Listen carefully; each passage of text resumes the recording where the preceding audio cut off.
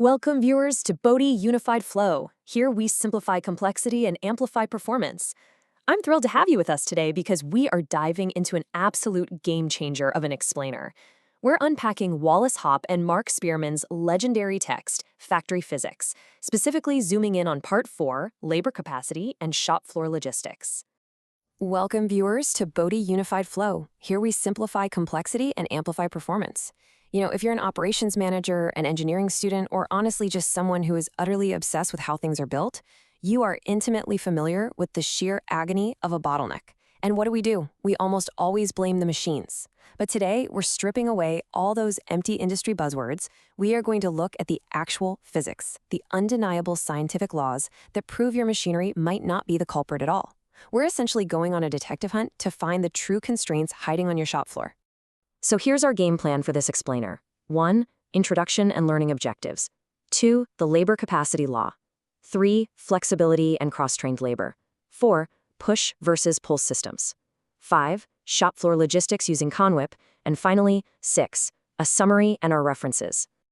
Okay, let's jump right into Section 1, Introduction and Learning Objectives. Because, before we try to optimize any complex system, we absolutely have to define what success looks like. By the time we wrap up this explainer, you're going to walk away with 4 incredibly practical tools.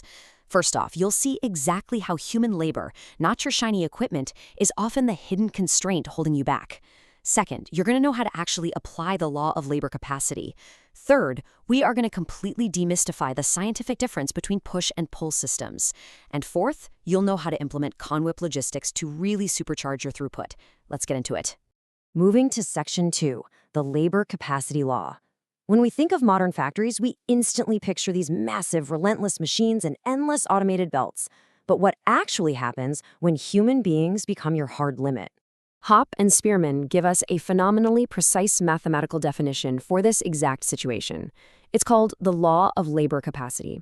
It essentially dictates that the maximum capacity of a production line, staffed by n fully cross-trained operators who have identical work rates, is calculated just like this.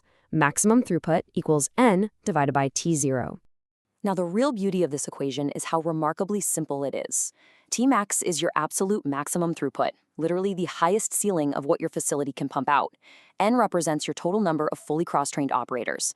And T0, that's the raw process time. Think of it as the absolute baseline time it takes to finish just one single job in a completely empty system with 0 waiting. What this beautifully simple math proves is that your ultimate output is permanently tied to your human headcount, not just how many machines you have bolted to the floor. Really think about the implications of this for a second. If you have what operations scientists call ample capacity, meaning you have plenty of equipment, dropping another $1 million on a new CNC machine is going to do absolutely 0 to increase your output. It's literally a waste of capital. The authors share this wild real-world example of a prep press graphics facility. The management there actually went out and bought more machines than they had operators. I know, it sounds a bit crazy at first, right? But mathematically, it guaranteed that their workers would never, ever be stuck waiting on a busy machine. In that kind of environment, your capacity is 100% dictated by how smartly you deploy your human capital. Which brings us nicely to Section 3, flexibility and cross-trained labor. If people are our true constraint, how do we get the absolute most out of them? The secret is engineered flexibility. Picture a manufacturing system with full flexibility. Your workers aren't just glued to a single station, waiting around for materials to show up. No, they are comprehensively cross-trained. They literally follow the jobs as they move through the entire system. So if a machine suddenly jams up, the operator doesn't just stand there doing nothing. They seamlessly pivot and move with another job to a different open station. This completely eradicates the most painfully expensive waste in any factory, paying your most valuable resource to stand idle. And that brings us to the law of CONWIP with flexible labor.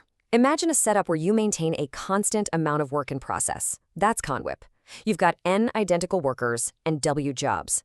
The law basically guarantees that if you ensure your workers are never idling when a workable job is sitting there, your throughput will mathematically stay bounded between the rate of N jobs and W jobs. Put simply, keep your flexible folks moving and your factory's output is scientifically guaranteed to hum along in a highly predictable, perfectly optimized zone. So why is this a massive deal for your shop floor? Well, in the world of factory physics, variability is the enemy. Whether it's a machine going down or a late delivery, you always have to buffer that chaos with one of 3 things: extra inventory, excess capacity, or lost time. But here's the thing. Human flexibility is the ultimate shock absorber. It's like the suspension in a high-end car soaking up in nasty potholes so you don't spill your coffee. When your workers are cross-trained, you don't need mountains of expensive safety stock lying around because your team's adaptability literally absorbs the variability for you. All right, on to section 4, push versus pull systems. We are stepping right into one of the most famous and, to be honest, most misunderstood debates in all of operations management. Truly understanding this is what separates the decent factories from the absolute world-class powerhouses. Let's look at them side by side. A push system is exogenous. That means it's driven from the outside, usually by a master resource planning or MRP schedule. It just pushes work onto the floor based on a theoretical forecast, acting like you have unlimited physical space. A pull system, on the other hand, is endogenous. It reacts to internal reality. It's triggered by an actual void in stock. It puts a hard limit on inventory and only pulls new work into the system when real physical capacity frees up. This is your classic just-in-time or Kanban approach. Now, here is a trap I see managers fall into all the time. Hopp and Spearman hit the nail on the head here. The actual magic of pull has very little to do with the physical act of a worker walking over and grabbing a part. I mean, if workers just pull parts purely to look busy, the whole system collapses. No, the real magic is the flow of information. A genuine pull system leverages real-time, endogenous data from the plant floor. It only triggers production when the math says it's actually safe to do so, preventing you from drowning in unfinished work. When you get right down to it, it boils down to what you choose to control and what you choose to observe. In a push system, you control the release rate, and then you just sort of helplessly watch as inventory piles up to the rafters. But in a pull system, you aggressively control the inventory limit and you observe the throughput. The authors are absolutely definitive on this point. Inventory is a physical thing you can easily see and cap, while capacity is a ghost that constantly fluctuates. Controlling the physical parameter, your WIP, is scientifically vastly superior to just crossing your fingers and guessing at release rates. Let's dive into Section 5, Shop Floor Logistics, CONWIP. So the golden question is, how on earth do we implement this flawlessly on the floor without losing our ability to plan ahead for the quarter? The answer is CONWIP, constant work in process. Hopp and Spearman define this as a generalized pull system, and honestly, it's brilliant. It literally gives you the best of both worlds. You get the lean, low inventory, low chaos environment of a just-in-time pull system, but you get to keep the long-term, forward-looking scheduling power of your traditional MRP. It's a massive win-win. To make this happen, the authors lay out a super practical 5-step pull planning framework. Step 1. Maintain accurate routings. You have to know your job paths inside and out. Step 2, set realistic due dates. And I mean based on actual measured cycle times, not just what the sales team promised the customer.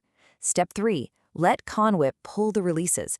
Simply put, a new job only enters the floor when a finished job leaves it. Step 4, continuously monitor your output. And Step 5, only take corrective action, like authorizing overtime or a makeup shift, when the system mathematically proves it's out of control. So long, daily firefighting. This leads us to a really fascinating intersection of everything we've talked about today. Think about this. How do you perfectly balance the fluidity of human flexibility with the rigid, strict inventory limits of CONWIP to hit maximum output? Well, you cross-train your workers to aggressively hunt down the constrained inventory, wherever it is, you cap the total WIP, and then you unleash your highly trained workforce to swarm any bottleneck the second it tries to form. Honestly, that is factory physics operating at its absolute finest. And that brings us to Section 6, Summary and References. We've chewed through some incredibly dense, high-impact operational science today. Let's consolidate all of this. Let's recap the objectives we've knocked out. Number 1, we totally shattered the myth that the machine is always the bottleneck, properly defining human labor as a primary constraint. 2, we looked at the math proving that cross-training is your ultimate buffer against variability. 3, we saw exactly why pulling, controlling that whip, scientifically crushes pushing. And finally, we walked through the 5-step CONWIP framework so you can actually go make this happen.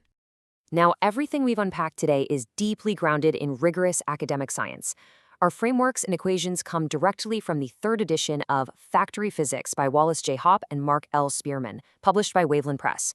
Specifically, we focused entirely on Part 4, labor capacity and shop floor logistics.